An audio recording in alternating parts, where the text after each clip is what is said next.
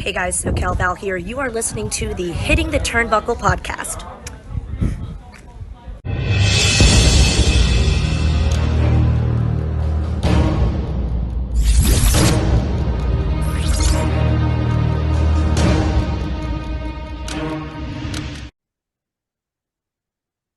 Welcome everybody back to the Hitting the Turnbuckle podcast. I am your host, Adam Cousins, and today it is Rev Pro. Yes, they are celebrating their 11th year anniversary on the 26th of August at the Copper Box Arena. Now, I am joined by the hostess with the mostess with Rev Pro. She pretty much does a lot of the stuff online. If you got your Rev Pro prescription, you've seen her. I've seen her at the shows that I've been to as well. It's Kelly Marshall. Good afternoon. Hello, good afternoon. Happy Friday. And to you, thank you for having me. No, thanks for coming on and spending a Friday afternoon with me. I don't think you could think of many better things to do with your time. But no, thanks, Kelly, for coming on. Let's just jump straight in. Copper Box, 11-year anniversary, Rev Pro. Amazing achievement. I've seen a few bits and pieces from other promotions, celebrating 9 years, 10 years this year. In your opinion, what makes Rev Pro so special? I I kind of shortcutted it and only jumped in the last couple of years. But from speaking to the boys and from speaking to Andy and stuff, I think it's the constant ability to evolve. So they've been a launching pad for a lot of people and their careers, but those people always seem to find their way back. And then straight away, there's a new roster of people to kind of fill their gaps. Like it constantly keeps moving. Like it's just this train that keeps going and going, and people jump off, people come on. Like it just has the ability to do that and figure out what is hottest in the industry at the time and then just keep running with it. And I think that's testament to Andy. It's testament to everybody that's been on the shows. It's just a good old machine. It certainly is. I mean, I'll talk briefly about my very limited Rev Pro. I've been a sucker for WWE and things like that over the years. I've pretty much done like the WrestleManias and things like that. I did dabble in the independents when 1PW first started back up, probably 03, 04. So I was going to them shows. Then I just was wrestling snob and just went to WWE and done all their bits. So this year was the first year because I've been doing the podcast for about 8 months with Andy, my Andy, so not your Rev Pro, who's done the podcast for a couple of years. We got into British wrestling. We sponsored some wrestling companies. We sponsored some British wrestlers. We actually co-produced our own show recently, so it got me into British wrestling. And my first Rev Pro show was Epic Encounter at Bethnal Green. And it's mainly because I've wanted to watch Will Osprey wrestle live, and I've never had an opportunity to watch Will. And he lives about 20 minutes from my house, so it's really weird. Oh. Which is, well, say he lives 20 minutes, but in Japan most of the time. But when he's home, he lives close. But what set me back straight away when I walked in there was pretty much everything. It was like, it sounds stupid, but you had screens. You had a stage. I sat in front of Gio when he was doing the commentary. And for me, that was kind of like an all-round experience. It was like watching it live, but at home, because I could hear Gio going absolutely mental on the commentary. And he's actually on next week. We're looking forward to speaking to him. But do you find that, even when 229, for example, over at Great Portland Street, it's a very intimate setting. Conor Mills landed on my lap, near enough on my lap on the main event, funny enough. But it's so intimate. But you've managed to put on these, I would even say as far as an NXT production, but in these small events, and it just blew me away. Is that what's kind of surprised you about it? How, I'm not going to say the word professional because that sounds like you're unprofessional, but it's not. But it's such the NXT style setting that you do, and you put on this great production. Did it even surprise you when you got there? I think so, yeah, because obviously we'll go into my background, but I did dabble watching a few shows sort of when I was a kid, and they were all kind of Village Hall, Foam Finger, that was the vibe. And then when I started going to these Rev Pro shows, like you said, there was screens, there's mics, there's all of this, but it is done in a way that's so professional. But the people behind the camera are the trainees from the Portsmouth School. They're volunteers from this. Everyone is there because they love the product. And I think that is why it's so good. It's not like Andy's, going to find top world-class videographers and paying them the big bucks. It's people that are there on their own time. A lot of them not getting paid to be there. They're literally there for the experience and to pay their dues, brother, all that stuff. and just to keep like working their way up. And I think that is why the show is so, like you said, like my brother Gio, he is like on it. He's there with notes before the shows. He knows everything that's going on. Like Andy's there doing 10 jobs at the desk while commentating. Like everybody is all hands on deck, and like my job has kind of been to fill in those gaps. And every time I get to a show, I go, Andy, what do you need from me today? And it is just like everyone's so versatile just to make sure we have a good product. And I think a lot of the companies like in the UK, which is amazing, it's like great, but they are just like family shows, or they're just they don't have stories, they don't have, you know, character development. It's good guy, bad guy, kids are happy kind of thing. Yeah. Whereas this, everyone takes so much like pride in what they do, and like the boys and girls are like making their own video packages, they're making their own hype things. Like everyone is in their spare time just trying to make the product as good as possible. And it's nice to know that it kind of does pay off, because like 229 is all of our favorite venues to be in, because it's the same kind of crowd. It's the loyal kind of Rev Pro fans. That's the crowd you want to like play to, because they know the stories, they know the characters, they know you. Like they'll give you sort of what you need, and then we can go on and do the Southampton and Portsmouth and these kind of shows that they are still story, but they're a lot more like just the wrestling show itself rather than like a spectacle of Rev Pro, I guess.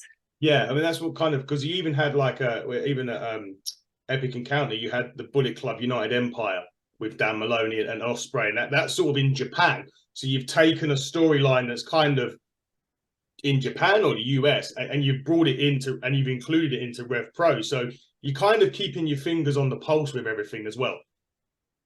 Absolutely. I think that's because Andy has such amazing connections, and he uses them in a positive way. Like he doesn't dangle them over anyone. He gets his boys out there. So for example, Dan Maloney worked his butt off to get out to Japan, and now he's out in Japan, but Andy's still using him back here, and it's just furthering it along. The same with, I think it speaks for Will.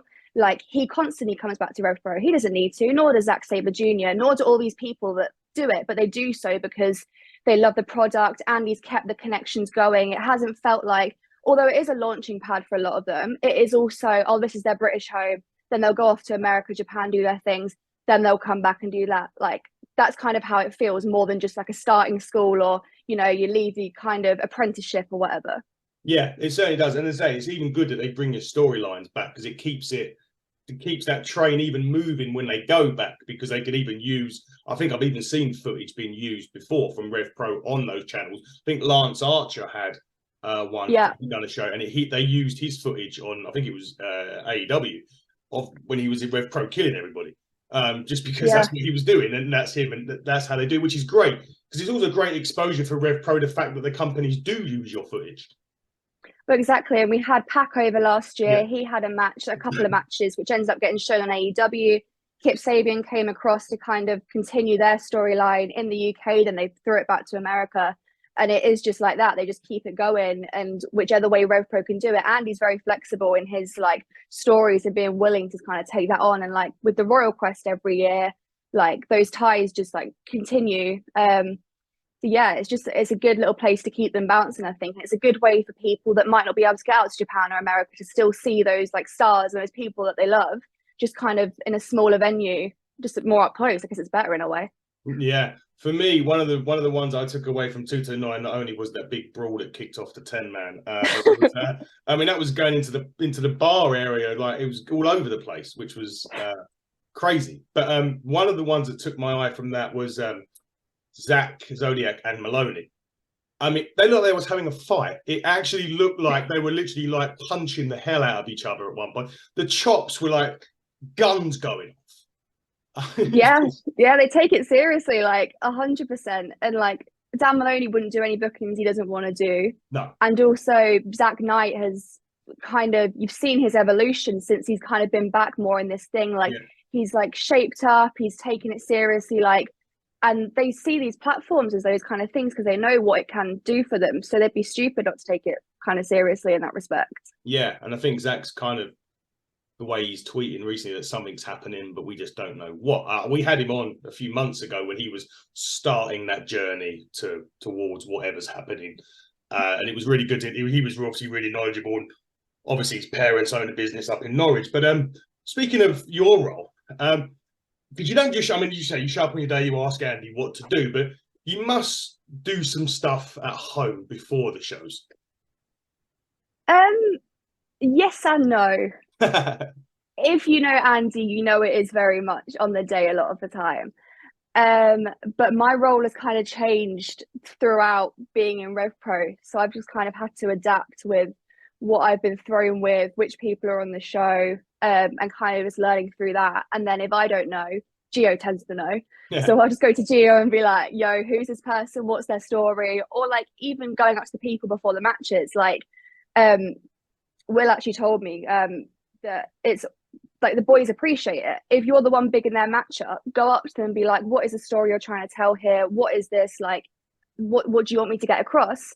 Because at the end of the day, we're all sort of helping each other to get the best product possible. So it's all well and good me trying to guess what they're thinking, but it's a lot better for me to then go up to them and be like, right, what are the key points you're hitting here? How can I get this across for you? And that's kind of more how I've done it. And to start with the first few shows, so I guess we'll go into it like whatever, but like last year I did commentating. This year it's a lot more on-screen kind of stuff. And to start with, when I was doing that on screen, I had a notebook, I was writing verbatim what I need to say, like, and that would kind of stress me out more because I was there memorizing lines. Whereas now I prefer to turn up to the show, speak to the people and just be like, what are the points? Okay, let me do that for you. And that's kind of how I've started working it, how it's comfortable for me. And I'm also not there stressing like 3 days beforehand trying to memorize these lines I've wrote that might even change on the day. Like there's been so many times I've prepped for matches, then Andy's gone, oh no, we actually need you to talk about this one instead. And I've been like, well, that's, you know, a few days wasted. But it's like that's a lot better way of doing it, sort of letting loose and just doing it on the day, I've found. Yeah, I think obviously, as you said, that the talent will help say, look, this is a key. This is what we're kind of trying to tell the fans. You know, this is a story that we're trying to tell. So can you make sure X, Y, Z gets put across when you're doing your hosting or whatever you're doing? Switching gears to commentary, we've got Gio on next week. So I don't want to talk too much about commentary because that's going to be his baby, and I want him to go into more detail. But I always find, and I will mention this to Gio next week, because commentary isn't a case of just talking. Everyone can say, oh yeah, I can do that because it's just talking about wrestling, but it's not, is it? It's you've got to get the story across, what they're trying to portray, but bring it home to the people at home, basically. Yeah, no, absolutely. It was a tricky one. Do you want me to give you my background so I can tell you why this was tricky for me? Yes. So, like I said, I started watching wrestling when I was younger. So I'm 25 now. I watched, like you, WWE. That was my bread and butter. Me and my brother would watch WWE. That was our favorite thing. Occasional TNA. That's all we knew.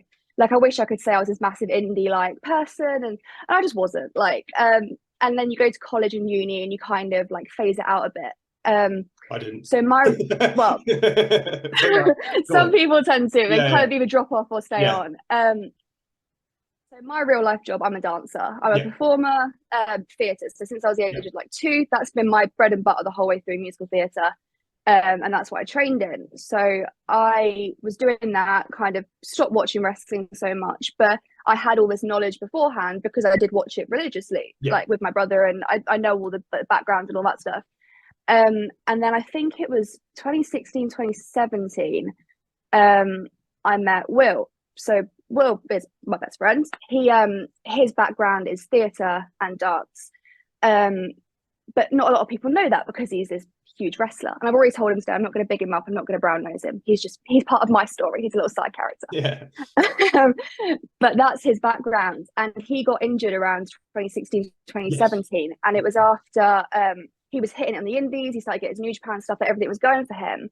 And I think his whole world had become wrestling so much that he was like, I just want to go to my roots. I just want to do theatre. I want to do dance. I want to know about that. And that's kind of how we met. And we started going to musicals together, watching sort of movies, like just doing normal human kind of things, like just to make him feel normal. And it was like a nice little friendship for me. But again, I didn't know any of his wrestling side of things, really. I just knew him as my friend Billy. Like, that was who he was to me.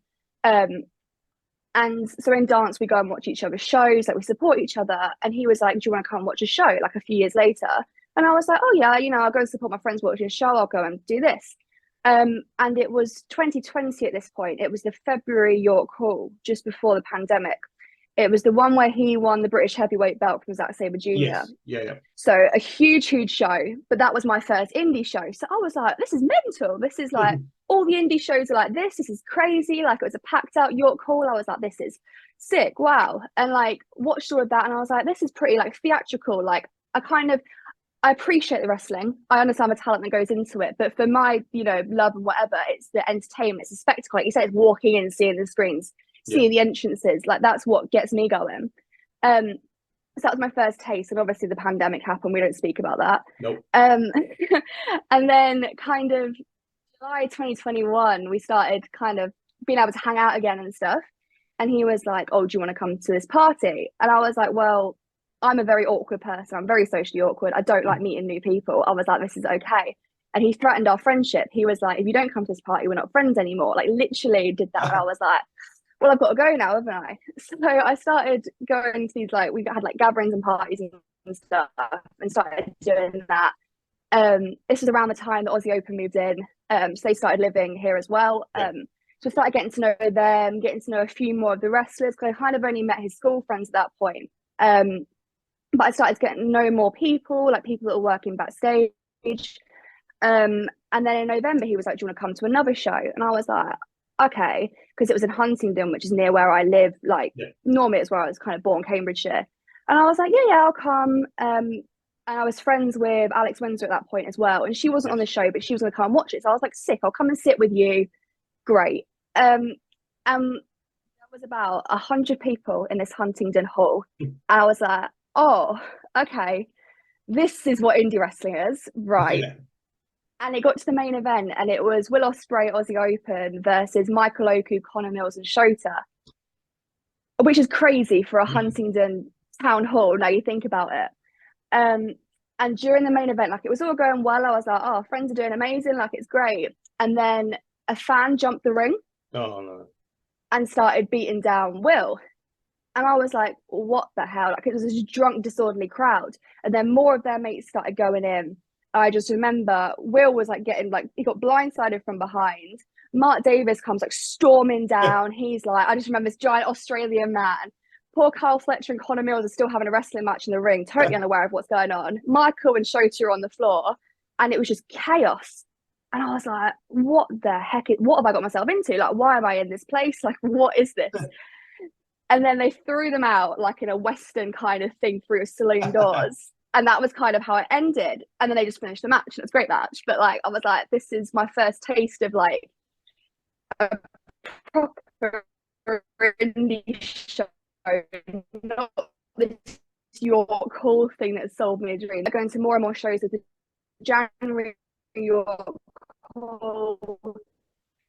Got to know a few more people there, and it was kind of just a year of theatre was the last thing to come back, so that was kind of on the back burner. I was struggling for work there, so I was like, okay, well, this is a nice friendly thing. I'll come hang out with people, come watch, wrestling, and just do that. And it kind of got to April, May last year, and I was there so much that David Francisco and Amira were working merch at the time, and like I was friends with them and stuff, and they were like, do you want to start working on merch? And I was like, sure, I'm here anyway, might as well, do something. So I started working on merch through the year, and then it got to around October last year. I promise this is getting to the commentary. That's fine, no, don't worry.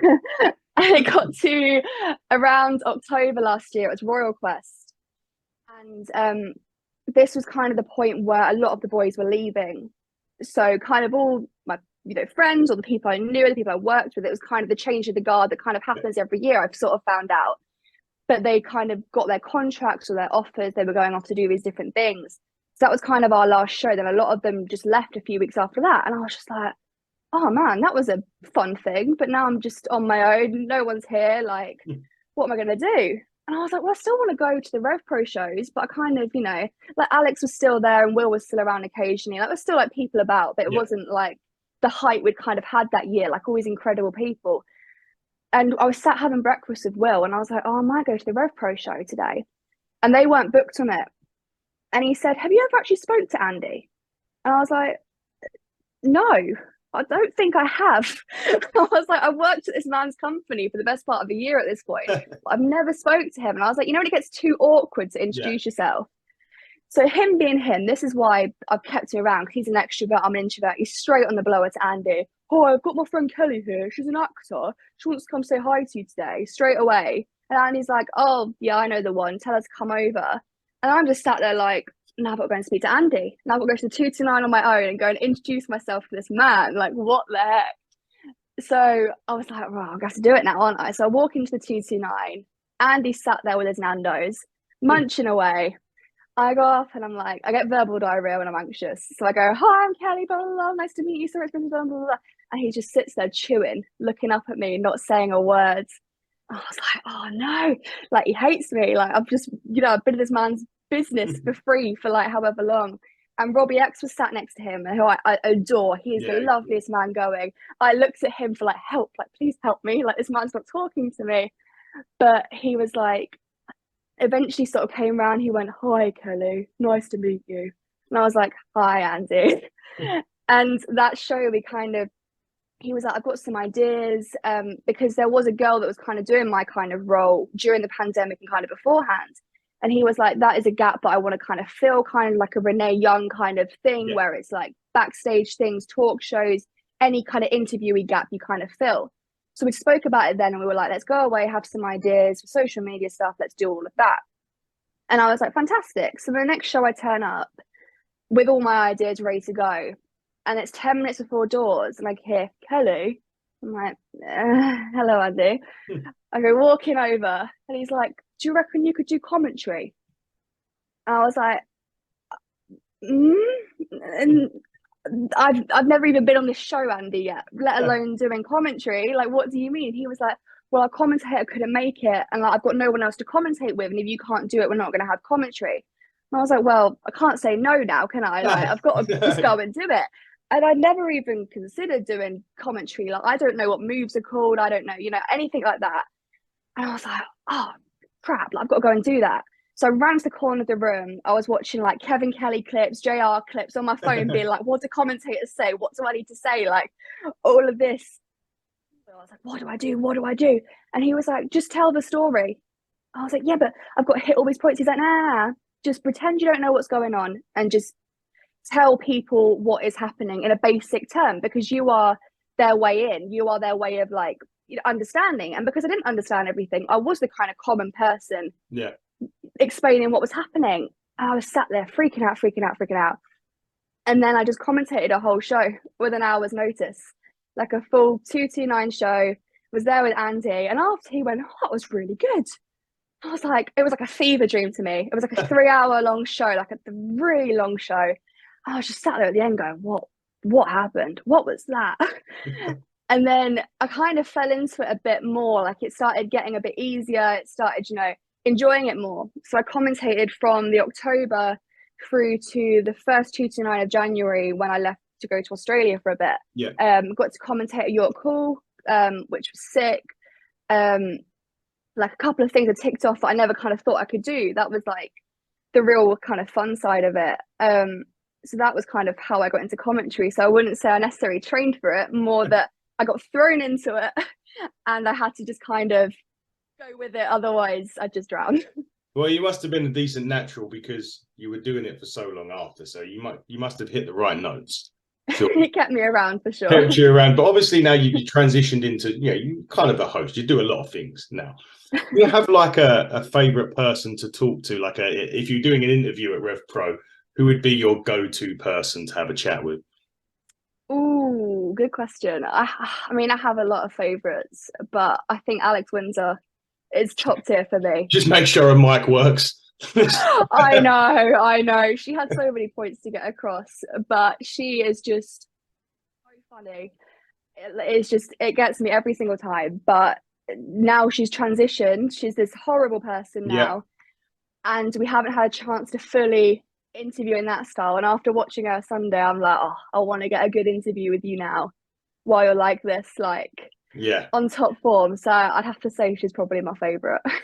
So if next show, hey, look, they've got the copper box coming up, so hopefully you can get a chance to. And although her opponent hasn't been announced yet, she did call out a certain Mickey James. It hasn't been confirmed yet. Mickey hasn't accepted yet, but assuming that happens, that's going to be One hell of a contest. It'll be crazy. It's so nice to see her against, because like you said, she kind of had worked her way through all the British people. Yeah. So to watch her against someone with more experience than her, which is kind of rare, because a lot of the girls around at the moment are quite new. Yeah. It's going to be very interesting for sure. And because of her injuries and stuff, she's had to kind of change her move set up slightly. She's got some new moves. She's kind of retired some moves. So it's kind of going to be an interesting one to watch her, because she hasn't actually had a proper match since being back. She was in the four-way. Yeah. She kind of had the match against Hyan. I guess that was the closest thing, but still there were shenanigans. So we haven't seen a proper match from her yet. So I think Mickie James is definitely going to pull that out of her, I'd say, if she accepts it. Yeah, if she accepts it. Talking of injuries, and you talked about Will, he's had to do the same, hasn't he? He's had to kind of change his move set, because the way that he wrestles generally takes it, even though he's only 31 years old, it takes its toll on that body, doesn't it? It absolutely does. And he's one of these people, God love him, that'll be like, I'm going to rein it in today. I'm just going to, have an easy 5-minute match, just do what I need to do, paint my numbers. And the moment he gets there, he's like a kid, like in a candy store going, I could do this and this and this and this and this. And it's like, we used to watch him like through like our hands being like, oh God, he's going to be able to walk out the venue. Like, is he going to be okay? But I feel like, touch wood, he's matured in the last couple of years, especially since becoming a heavyweight, like moving up to that division.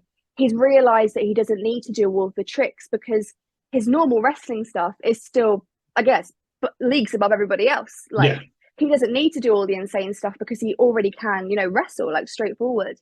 So he's definitely transitioned in that way, and it's kind of protecting him more, but he's still putting on, like, bangers of matches everywhere. It's crazy to watch. Any card that he's on, I try to get there. I'm so happy that I got to Bethnal Green to see him at that show, just because I've seen his matches on TV, obviously, but the chance to get to see him in the flesh live, and it was they ticked off my box, certainly. But hopefully, fortunately I can't make it to Copper Box, but I'm coming to 229 in September. Yeah, September.